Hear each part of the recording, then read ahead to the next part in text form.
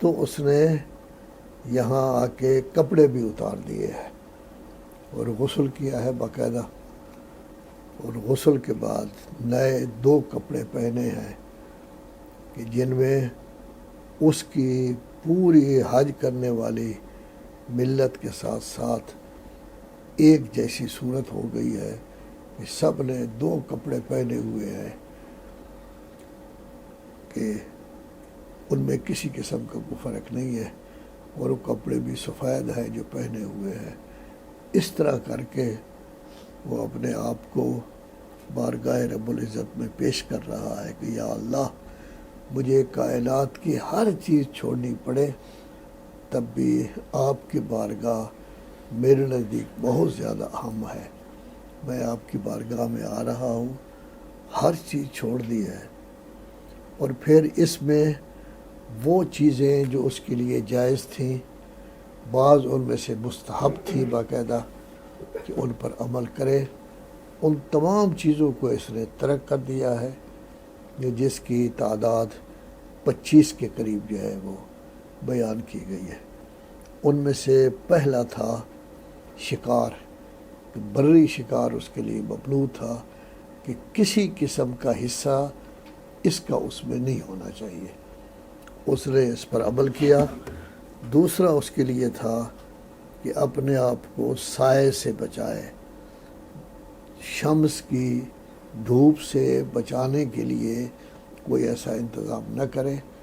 بلکہ بارگاہ رب العزت میں جائے کہ شمس کی گرمی، شمس کی دھوپ، شمس کی حرارت، ان تمام چیزوں کو میں برداشت کر رہا ہوں۔ اب یہ تذلیل جو اس کے لیے ناجائز تھی، جس سے منع کیا گیا تھا، اس کی مختلف شکیں جو ہیں وہ بیان کر رہے ہیں کہ اگر سفینہ میں بیٹھا ہے تو کس طرح ہونا چاہیے، کسی منزل میں ہے کس طرح ہونا چاہیے، خیمہ میں ہے اس حج کے سفر کی صورت میں جب کہ وہ احرام باندھ چکا ہے تو اس میں اس کو کس طرح ہونا چاہیے۔ سفینہ میں جس وقت وہ سفر کر رہا ہے تو سفر کرنے کی حالت میں اس کو چاہیے کہ اپنے آپ کو سائے سے دور رکھے، یعنی سایہ اپنے اوپر کو خاص اس کو جو ہے وہ نہیں کرنا چاہیے۔ تو جس طرح عام طور پر چلتے ہوئے سایہ کرنا ٹھیک نہیں تھا، اسی طرح سفینہ میں بھی بیٹھا ہے تو کسی قسم کا سایہ اپنے اوپر نہیں کر سکتا، خاص سفینہ کھڑا ہوا ہو یا سفینہ چل رہا ہو۔ ایک دوسرا، جب انسان سفر کرتا ہے تو بعض اوقات ایسا ہوتا ہے کہ گھوڑے پر، گدھے پر، خچر پر، اونٹ پر، اس زمانہ میں یہ تھا، اور آج کل کسی سواری پر، اور بعض اوقات ایسا ہوتا ہے کہ وہ کیا ہوتا ہے، یعنی پیادہ جو ہے وہ چل رہا ہوتا ہے۔ تو سوال یہ پیدا ہوتا ہے کہ یہ سائے سے بچنا، اس کا حکم مختص راکب کے ساتھ ہے؟ نہیں، راکب ہو تب بھی یہی حکم ہے، پیادہ جا رہا ہو تب بھی اس کا یہی حکم ہے، اس میں کسی قسم کا جو ہے کوئی فرق نہیں پایا جاتا۔ تیسری چیز جو بحث علماء کرام کر رہے ہیں کہ آیا یہ حکم مختص ہے کہ صرف سر کے اوپر کو سایہ نہ کرے، یہ اس طرح کا سایہ بھی نہ کرے کہ سر تو باہر نکلا ہوا ہے لیکن باقی اعضاء جو ہیں وہ سائے میں ہیں۔ تو اس میں دونوں چیزیں ہیں، کسی عضو کو بھی خود سائے میں رکھنے کی یہ کوشش نہ کرے۔ چوتھی بحث علماء کرام نے یہ کی ہے کہ کیا یہ حکم مختص ہے کس کے ساتھ، کہ اپنے لیے کوئی ساتر معین نہ کرے، یعنی کوئی کپڑا بھی اوپر نہ کرے، کوئی خیمے میں بھی نہ کرے، چلتے ہوئے دوسری چیزیں نہ کرے، یا یہ ہے کہ وہاں کوئی دیوار ہے اس کے سائے میں بھی جانے کی کوشش نہ کرے، کوئی شجر ہے اس کے شانے میں بھی کوشش نہ کرے۔ اس میں یہ کہا گیا ہے کہ در حقیقت اس نے سفر کرنا ہے، یہ بیچارہ چل رہا ہے، کوئی ایسا کام نہ کرے کہ جس کی وجہ سے یہ سمجھا جائے کہ اس نے اپنے سر پر کوئی سایہ کیا ہوا ہے، لیکن ظاہر ہے کہ گزرنا تو ہے۔ اب اگر اس راستہ ہی ایسا ہے کہ دیوار کے ساتھ گزر رہا ہے، اگر دیوار کا سایہ کو ہو رہا ہے تو اس میں کوئی حرج نہیں۔ راستہ ہی ایسا ہے کہ جھنڈ ہے درختوں کا، وہاں سے گزر رہا ہے، اس نے گزرنا ہے، تو اگر درختوں کے جھنڈ کا سایہ بھی اگر ہو جائے تو کوئی حرج نہیں۔ یا مثال کے طور پر چل رہا ہے، کیا اس کے لیے ضروری ہے کہ اگر بادل اوپر شروع ہو گئے ہیں تو وہاں ٹھہر جائے کہ بادل ختم ہو گئے سایہ ختم؟ نہیں، بادل بے شک ہو جائیں تو اس میں کوئی ایسی چیز نہیں، کوئی درخت آ جائے تو اس میں کوئی حرج نہیں۔ تو گویا اصل حکم یہی ہے کہ ساتر اس کا نہیں ہونا چاہیے۔ تو نتیجہ اس کا یہ نکلا کہ استتار سے منع کیا گیا ہے، لیکن رات کے وقت تو استتار نہیں ہوتا، سورج نہیں ہوتا۔ اگر کسی جگہ ٹھہر جاتا ہے، گھر ہے، تب بھی ضرورت نہیں ہے کہ یہاں تضلیل نہ ہو۔ اگر اس نے کوئی خیمہ لگایا ہے جس میں ٹھہر رہا ہے، تب بھی ایسی کوئی چیز نہیں ہے، یا اور ایسی کوئی چیز ہے جس کی وجہ سے اسے کچھ فائدہ مل رہا ہے، لیکن بیٹھے ہوئے جب آرام کر رہا ہے، چل نہیں رہا، تو ایسی صورت میں اس میں کوئی حرج نہیں ہے۔ تو گویا نتیجہ یہ نکلا کہ چلتے ہوئے اس کو کوئی سایہ اپنے اوپر نہیں کرنا چاہیے تاکہ اپنے آپ کو یہ حرارت شمس سے بچائے، یہ کام نہیں کرنا چاہیے۔ لیکن جب چل نہیں رہا، کسی جگہ رک گئے ہیں، آرام کر رہے ہیں، تو اس وقت اگر کوئی چیز شروع ہو جائے تو ایسی صورت میں کوئی حرج نہیں ہے۔ ایک مسئلہ یہ ہے کہ آیا انسان تکلیف کوئی محسوس نہیں کر رہا، یہ کر سکتا ہے کہ اپنے بدن کے کسی حصے کا سایہ سر پر کر لے؟ تو حضرت صاحب تو فرما رہے ہیں صاحب عروہ، جائز ہے کہ اپنے سر کو کسی چیز سے، بدن کے مثلا ہاتھ سے ڈھانپ لے یا مثلا بازو سے ڈھانپ لے، والاولا ترک ہو۔ لیکن اس میں یہ ہے کہ ہاتھ رکھ لینا یا کوئی اس طرح، ان چیزوں سے کوئی فرق نہیں پڑتا، اور اس کے لیے باقاعدہ روایت موجود ہے، صحیح ہے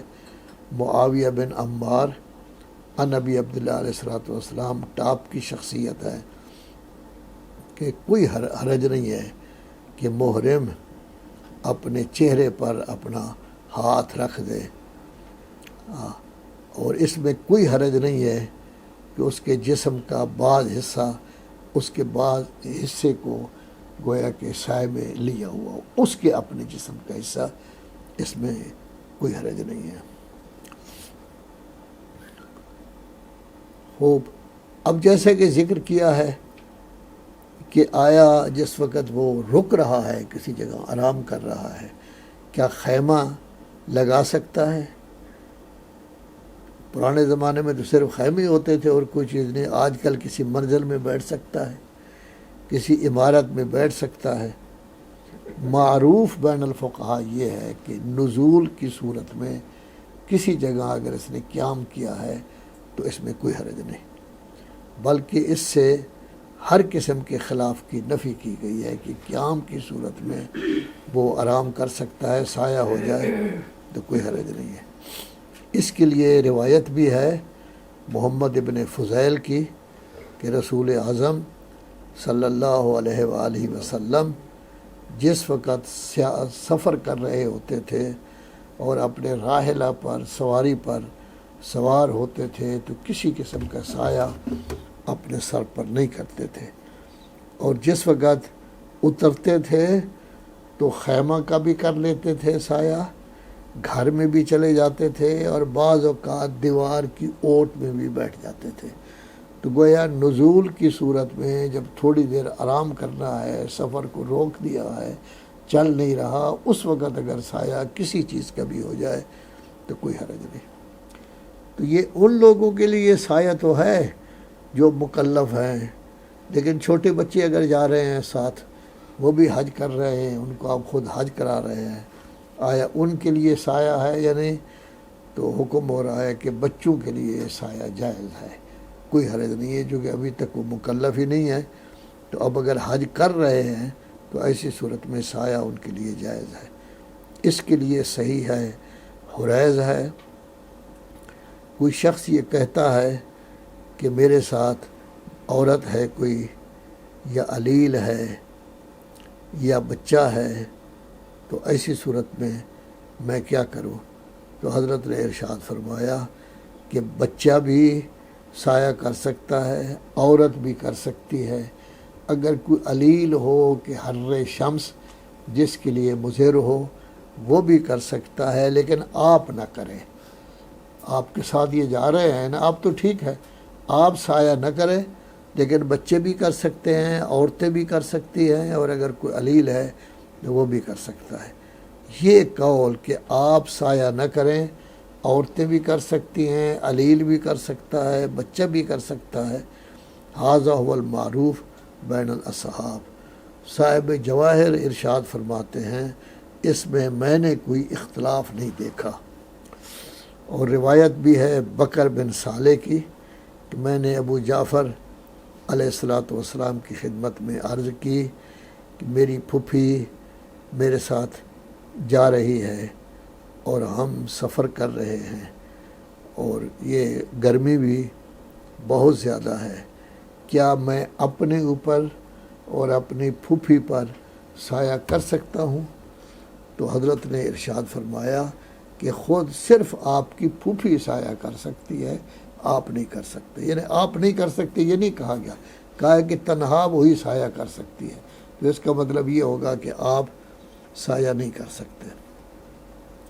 لیکن سوال یہ پیدا ہوتا ہے کہ اگر ضرورت سے زیادہ ٹھنڈ ہے، اس میں کپڑے لینے کی ضرورت ہے، ضرورت سے زیادہ گرمی ہے، سخت بارش ہو رہی ہے، یا اور کوئی ایسا عذر ہے کہ جس کی وجہ سے اس حالت میں اس کا چلنا گرمی میں جو ہے وہ ٹھیک نہیں ہے، تو ایسی صورت میں اس کو اجازت دی گئی ہے کہ ایسا شخص جو زیادہ ٹھنڈ کی وجہ سے، زیادہ گرمی کی وجہ سے، زیادہ بارش کی وجہ سے، یہ کسی اور عذر کی وجہ سے سایہ کر رہا ہے، سایہ کر لے، لیکن کفارہ ضرور دے، کفارہ دینا پڑے گا، وہ کسی جگہ جو ہے وہ نہیں جائے گا۔ روایات میں بھی یہی چیز جو ہے وہ ذکر کی گئی ہے۔ علی ابن محمد کی روایت ہے کہ میں نے معصوم علیہ السلام کی خدمت میں لکھا کیا محرم کسی وقت اپنے آپ پر سایہ کر سکتا ہے جب شمس اس کے لیے بہت زیادہ اذیت کا موجب ہو، یا بارش بہت زیادہ ہو رہی ہے، یا وہ مریض ہو، آیا کر سکتا ہے یا نہیں؟ فرمایا ہاں کر سکتا ہے، لیکن فعلیہ ہے، ہاں یا، اور اگر سایہ کرے، وہ سوال کر رہا ہے، ابھی جواب نہیں آیا، اگر وہ سایہ کرے تو کیا اس پر فدا ہے؟ تو امام علیہ السلام نے لکھا کہ وہ یظلل علی نفسہ ہی سایہ کر سکتا ہے، لیکن ویحریق دمن انشاءاللہ اس کو چاہیے کہ وہ جو ہے دے۔ اب سوال یہ پیدا ہوتا ہے کہ استدلال کا کفارہ کیا ہوگا؟ اس میں بھی روایات مختلف ہے، کوئی روایت کچھ کہتی ہے، کوئی روایت کچھ کہتی ہے۔ قاعدتاً اس کا کفارہ بکری ہے، اگر یہ کسی عذر سے ہو، یہ صاحب عروہ کہہ رہے ہیں، اگر کسی عذر کی وجہ سے ہو تو اس کو شاۃ دینی پڑے گی علی الاحوط، اور اقوی یہ ہے کہ اس کو احرام عمرہ میں اگر سایہ کیا ہے تب بھی شاۃ دے، اور اگر احرام حج میں کیا ہے، سایہ کیا ہے، تب بھی شاۃ دے، چونکہ احرام تو 2 دفعہ باندھے ہیں نا اس نے، تو دونوں دفعہ اگر اس نے کیا ہے تو دونوں اس کو دینے چاہیے۔ یہ کفارہ کیا ہونا چاہیے؟ جنس الکفارہ، ان میں روایات مختلف ہیں۔ بعض میں کہا گیا ہے کہ کفارہ دے بس، بعض میں کہا گیا ہے کہ لازم ہے دم، بعض میں کہا گیا ہے فدیہ دے، بعض میں کہا گیا ہے فدیہ شاۃ ہے، بعض روایات میں کہا گیا ہے المد لکل یوم، تو ایسی صورت میں کیا کرنا چاہیے؟ جہاں تک المد لکل یوم ہے، اس کے لیے ایک ہی روایت ہے، وہ ہے علی ابن حمزہ بطائنی کی، اور یہ شخص جو ہے ضعیف ہے، اس کو تو باقی چھوڑ دیں۔ باقی چیزیں روایات اپنی جگہ پر موجود ہیں، اور ایک سے زیادہ ہیں، جن میں شات بھی کہی گئی ہے، جن میں دم کہا گیا ہے، جس میں صرف کفارہ کہا گیا ہے، جس میں فدیہ کہا گیا ہے۔ تو اس وقت لازم یہی ہے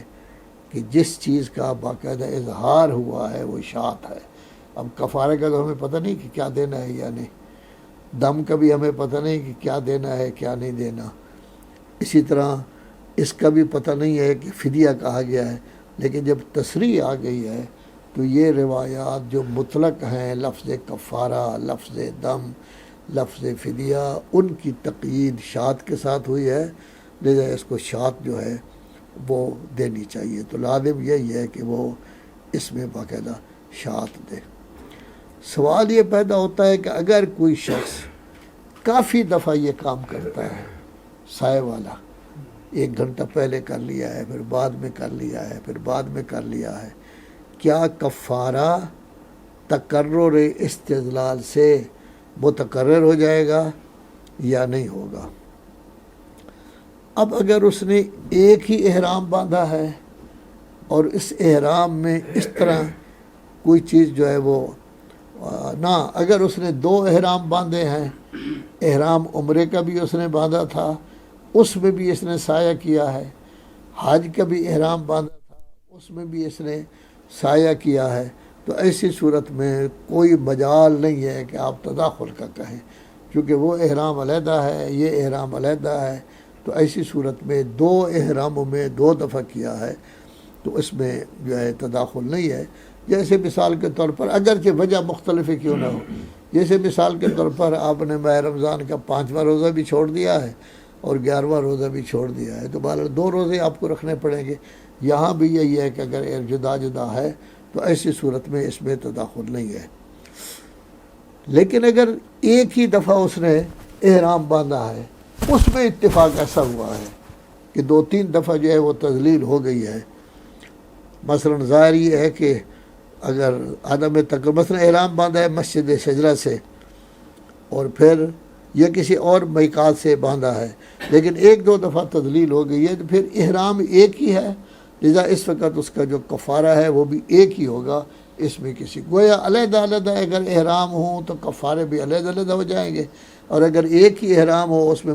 کسی نہ کسی وجہ سے، مجبوری کی وجہ سے، یہ تو مجبوری کی بات ہو رہی ہے نا، مجبوری کی وجہ سے اس نے سایہ لے لیا ہے، تو بیماری اگر ہے تو وہ تو بیماری عام ہے اس کی۔ اگر زبردست بارش ہو رہی ہے، یہاں بھی ہو رہی ہے، آدھ گھنٹے بعد چلے ہیں تب بھی ہو رہی ہے، پھر بھی ہو رہی ہے، تو ایک ہی کفارہ ہوگا، کئی کفارے نہیں دینے ہوں گے۔ تو گویا 25 میں سے ایک صید بری تھا جس کا ذکر ہوا، دوسرا تذلیل میں یہ کہا گیا کہ چلنے کی حالت میں بغیر کسی عذر کے آپ سایہ نہیں کر سکتے، لیکن کسی جگہ ٹھہر جائیں، قیام کریں، وقفہ کریں، اس وقت سایہ کی کوئی حرج نہیں ہے، رات کے وقت بھی سایہ کی کوئی حرج نہیں ہے، بچوں کے لیے بھی حرج نہیں ہے، عورتوں کے لیے بھی حرج نہیں، مریض کے لیے بھی حرج